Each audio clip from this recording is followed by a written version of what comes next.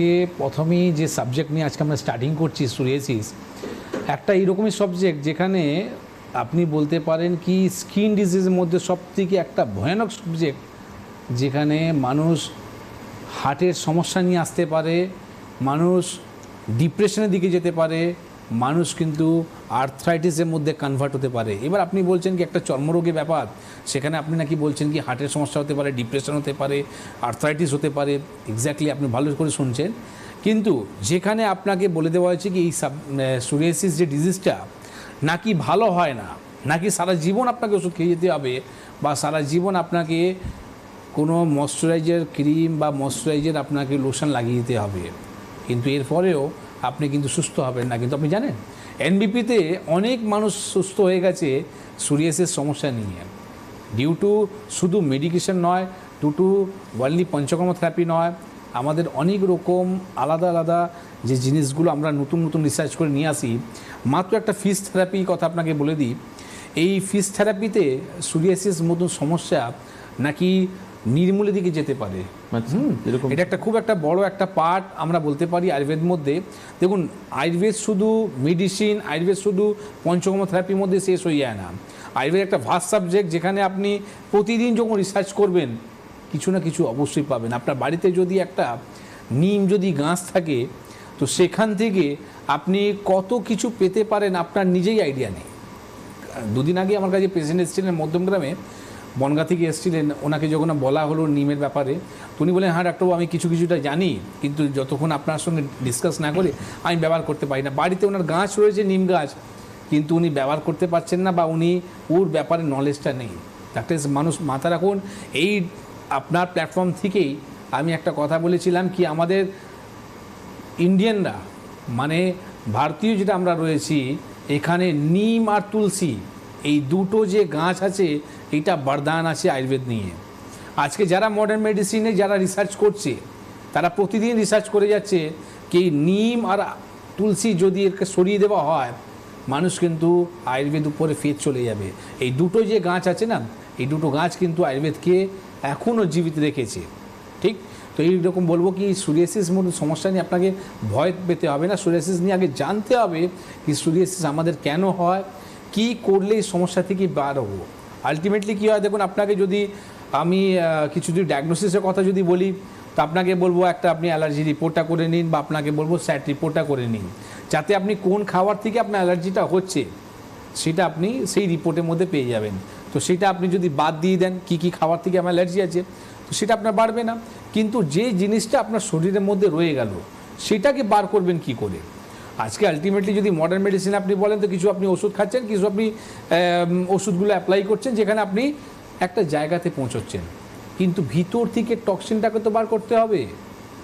আপনি গাড়ি কিনলেন, গাড়ি কেনার পর আপনি তেল ভরার পর আপনার গাড়ি কিন্তু চলছে, কিন্তু ভিতরে তেলের ট্যাঙ্কের মধ্যে যদি কোনো ময়লা যদি ঢুকে যায়, বা যে আপনার জল যদি ঢুকে যায়, গাড়ি কি স্টার্ট হবে? স্টার্ট হবে না।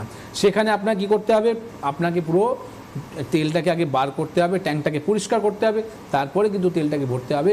এক্স্যাক্টলি আমি এই জায়গাতে আসতে চাই কি সোরিয়াসিস সমস্যা থেকে আপনাকে ডিটক্সিফাই করার অবশ্যই দরকার আছে। যারা ভাবছেন কি আমি ওষুধ খেয়ে সুস্থ হয়ে যাবে, কোনো দিনই হতে পারে না, ঠিক না? এই কারণের জন্যে আমরা নর্থ ইস্টের মধ্যে আমরা পঞ্চকর্ম থেরাপিটা স্টার্ট করে দিয়েছি। যারা ভাবছিল ভাবতে থাকলো, কিন্তু আমরা পা দিয়ে দিয়েছি, আর নর্থ ইস্টে আমরা এখন খুব বড় করে স্টার্ট করছি, যেটা আমাদের গুয়াহাটিতে নিজস্ব সেন্টার চালু হয়ে গেছে। নেক্সট যে ডেটটা পড়বে, নেক্সট ডেটে পরে মানে আমরা যেহেতু এখন আমাদের অধিক মাস চলছে, তো এই সময় আমরা কোনো শুভ কাজ করতে নিই আমাদের। তো আজকে দিন আমাদের অধিক মাসটা শেষ হলো, এরপরে আমরা যে রাত পুজো মানে 16 তারিখ 16 জুলাইতে আমরা পুজো করার পর আমরা ওখানে ভিড় দিয়ে দিয়েছি। এবার ভেবে নিন কি নর্থ ইস্টের মানুষরা যে কলকাতায় এসে যে ট্রিটমেন্টটা করতো আর আসতে হবে না, তাদের জন্যে গুয়াহাটিতেই আমাদের পার্মানেন্ট চেম্বার হয়ে গেছে। সেখানে doctor V Singh and doctor S Ghoshal দুটোই আপনি বলতে পারেন কি আমার রাইট হ্যান্ড আর লেফট হ্যান্ড দুজনেই কিন্তু ওখানে এখন চলে গেছে। এবার ভেবে নিন কি ওরা যারা আজকে আমার সঙ্গে এতদিন ধরে ছিল, তাদেরকে আমি এখন সেন্সার করতে পাঠিয়ে দিয়েছি গুয়াহাটির জন্যে। তো তাদের একটাই মাথায় রাখুন কি এখন ওখানে যে ওরা ট্রিটমেন্ট যা করবে, গুয়াহাটিতে আপনি যে ট্রিটমেন্টটা পাবেন, শুধু গুয়াহাটি নয়, আমরা শিলচর ডিব্রুগড় নয়, আমরা এখন আসামে যেরকম ওয়েস্ট বেঙ্গলের মধ্যে আমাদের যে চেম্বারগুলো রয়েছে ঠিক এইরকমই ওরা এখন চেম্বার করতে চালু করেছে। সেখানে আমাদের পার্মানেন্ট চেম্বার হচ্ছে, সেখানে আপনি পঞ্চকর্ম থেরাপিটাও পাবেন। তো আজকে যে সাবজেক্টটা আমরা ছিলাম সোরিয়াসিস নিয়ে, যেটা একটা ভাস্ট সাবজেক্ট, তাই আমি বলবো এই সাবজেক্টটা নিয়ে আপনি কোনো দিন ভাববেন না কি আমি ভালো হব না। কারণটা হচ্ছে কি, ডিপ্রেশন যে কথাটা বললাম সেটা কেন বললাম, কারণ কি আপনি যখনই ভেবে নেবেন কি আমি সুস্থ হব না, তখনই আপনার এই রোগটা আপনার উপরে হাবি হবে। মিলিয়ে নিন এই কথাটা।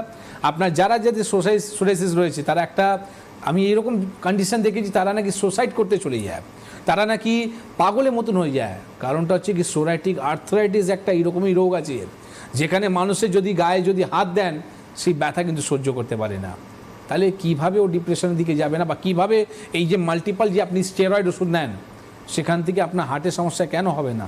তো আমার কথা মিলে গেল, আপনার হার্টের সমস্যা, ডিপ্রেশন আর আর্থ্রাইটিসের কথা। তো আমরা যা যা কথা বলি সেই কথা আমাদের কাছে প্রমাণ থাকে, ঠিক না? তো বিপিটি ওয়েলনেস কোম্পানি, যেটা আমরা বলি বারবার, আমাদের এটা প্রাউডলি আমরা বলি যে আমাদের কাছে কিছু এইরকম মেডিসিন, এইরকম ফর্মুলেশন আছে যে কোনো ডিজিজকে কিন্তু সুস্থ করতে পারে।